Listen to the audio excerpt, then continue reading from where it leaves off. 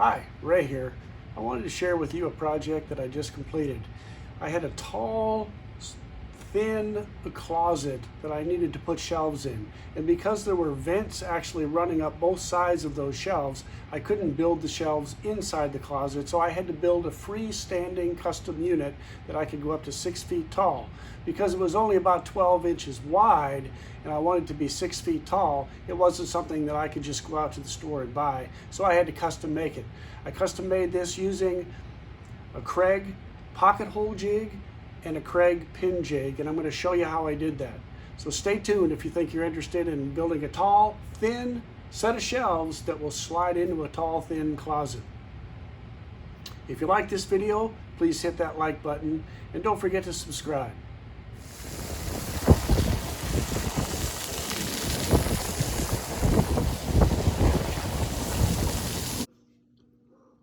So we have another project in my daughter's house. This is a really small closet. It's not usable for very much. At one point, I did hang up some hangers just to hang the dog chains on and so forth. It's not very wide in there. It's only about 15 inches wide or a little bit less. No shelves in it right now, so they have a tendency just to throw things in the bottom. The issue is that on this side of the wall and on this side of the wall are vents. So there are no studs here, and with no studs, you can't anchor anything. On this side, it's the fireplace. So there are studs in the corner, just in the very corners that you could attach some cleats to, but it really doesn't lend itself to building it out as a closet. So what I'm going to do is build a tall, thin closet shelf, a standing unit that'll be 6 feet tall and about 11 or 12 inches wide, because that's about all I can slide in here. The top and the bottom shelf will both be connected with screws inside, and I'm going to use a Kreg jig so I could hide those screws. So on the top, the screws will be outside on the top, and then on the bottom, the screw holes will be underneath on the bottom, so you won't see the screw holes either way. This is the Kreg jig right here that allows me to put the pocket screw holes in. I'm going to use 4 screws across the width of this board for 2 reasons. One, I'm a little concerned about having such a tall shelf, and I want it to be rigid enough that it doesn't want to move on me. The second thing is that I'm using MDF, and with MDF, the screws could strip out. So I want to be careful that I use enough screws and I don't put them in too tight that they strip out in the MDF board. Essentially, this is how you use the Kreg jig.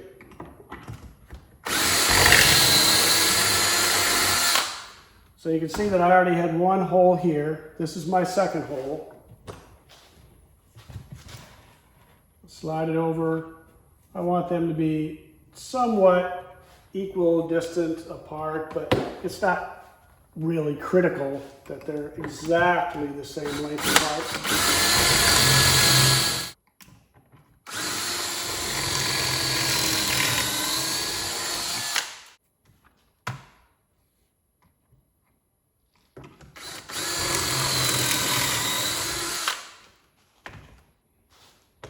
So when I went back to adjust the camera, I wound up forgetting to move this and putting an extra hole in, but that's okay. I'll use it. It'll add more strength.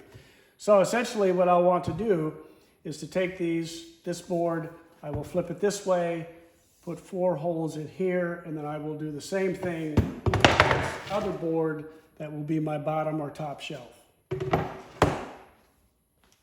So I want my shelves to be adjustable.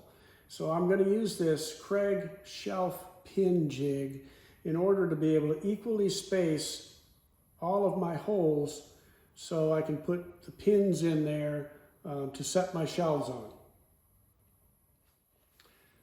So I've got a piece of scrap wood here just to show you how I do this.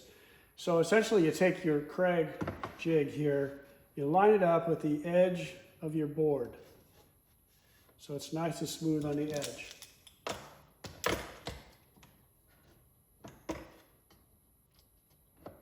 clamp that down.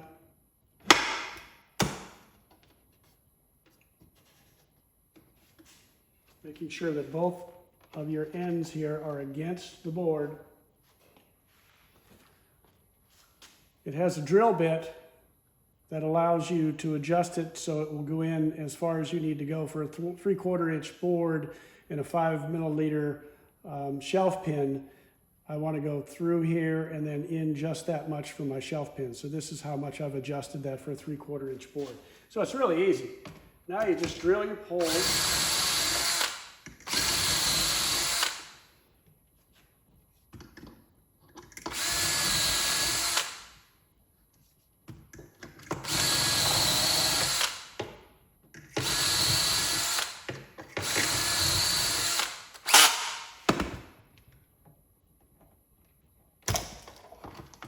All right, now you've got nice, perfectly even holes to put your pins in. When you want to move up, you take this little pin here, you line it up with your last hole, just put that in, clamp it down again,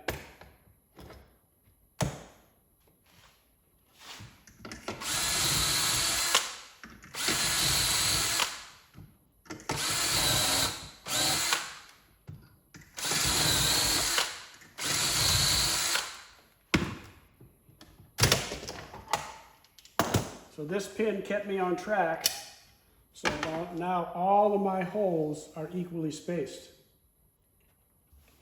And as I said, these are made for a 5 milliliter pin, or 5 millimeter pin.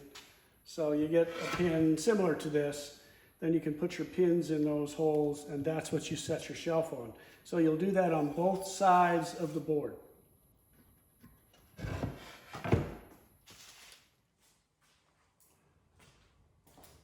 So as you can see here, I've taken my two 6-foot MDM boards and using the Kreg pin jig, I've put holes on both sides of those. So these boards will then turn and the pinholes will be on the inside of the shelf. Now you'll be able to set your shelf wherever you want based on where you set your pins and the pinholes. It's a lot of holes, but it does not take as long as you think, and it's really pretty easy to do it. Okay, so this will actually be the top of my box, my shelf, that you won't see inside the closet. So that's where I have my Kreg pocket holes for my screws. Now this particular clamp that I'm using is another clamp by Kreg Jig. And what this allows you to do is to put this end into the pocket hole itself and then clamp it right down that way. And then it'll clamp it right against, very tightly against that board, holding it to the pocket hole. Then you just work on your other pocket holes, come back, take that out, and fill that hole in at the end. I'm using a small 12-volt driver drill. I want to be careful that I don't strip these out, putting them in the MDF.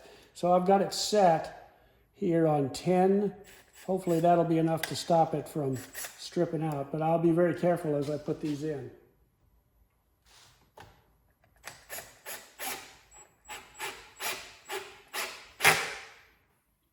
Okay, that looked like that did fine.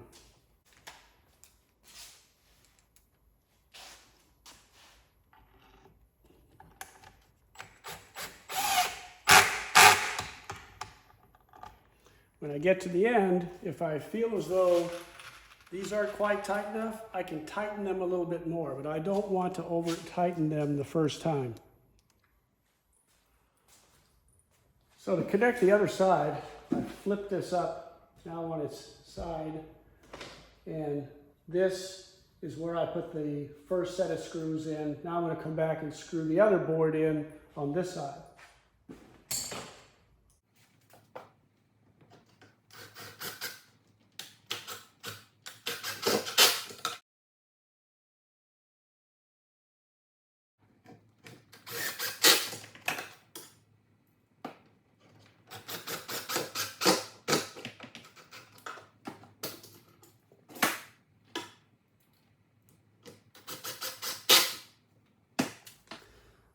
All right, so now I'm going to go down and I'm going to do the same thing to the bottom as I did to the top.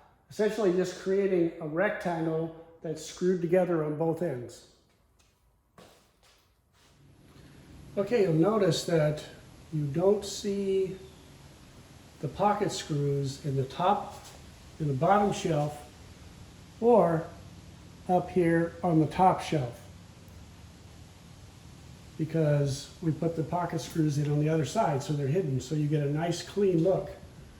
Now, the next thing is to cut your boards for the shelves. And you have to remember that when you cut the board for the shelf, it's not going to be the same width as the top and the bottom shelf, because you've got these pins, and these pins take up room when you put them in their holes. So, set your pins, measure your distance, and then cut your board. So you can see that I've cut one up here, put that in, it fits right in those pins down there. In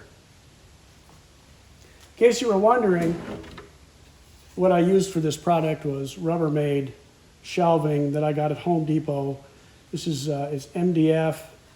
It looks nice on all the sides. This is going to go into a little storage closet, so it doesn't have to be perfectly pretty. And now I'm going to cut a couple more shelves, and they will. I'll have 1, 2, 3, 4 shelves at different lengths, and at the bottom, it's going to be about 3 feet because they store some other stuff down at the bottom. So it'll be 4 shelves, 1 shelf at the bottom.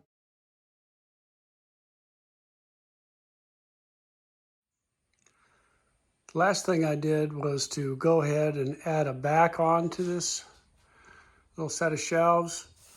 It's just 1/4-inch Luan paneling, and I just brad nailed it. That'll be enough to hold it. I just quickly sprayed the inside of the Luan white so it would sort of match the shelves. One thing I wanted to be aware of is that this is such a tall cabinet and it doesn't have a very wide base. It's only like 12 by 12 base. I wanted to make sure that I anchored it to the wall. So I put a cable on there, and I'll anchor the top of the bookshelf to this, because I have a 3-year-old granddaughter who likes to climb, so I want to make sure that this is not a tipping hazard. So I really like these little anti-tip units. You can get them. It comes with the little cable that you saw I attached to the wall, and then you screw this onto the cabinet, and then the cable fits on a pin, and the pin is held by a cotter pin. So if you ever need to take this cabinet out, all you have to do is take the cotter pin out, remove that, take the cable off, and you can slide the shelves right out. It'll be great. All right, so here's our closet from the outside. As you can see, it's a pretty small closet. Open it up, and it's a far more usable space than it was before. Just had to custom make a set of shelves that would fit in there. This is a lot of stuff for the animals, treats. Down at the bottom, it's actually my daughter's briefcase. It's close to the garage door, so she's got some place to stick her briefcase when she comes in. On the sides, you can store some bags and so forth. And on top, some reusable bags to take to the grocery store. All in all, pretty darn successful project. As you can see, like with any closet, as soon as you have it, you find things to put in it. So all of this stuff was laying around somewhere else, and it's all been now consolidated into one place in this closet. Hope you enjoyed the video. Hope it's helpful. Please press that like button, and don't forget to subscribe for more projects like this. Thank you.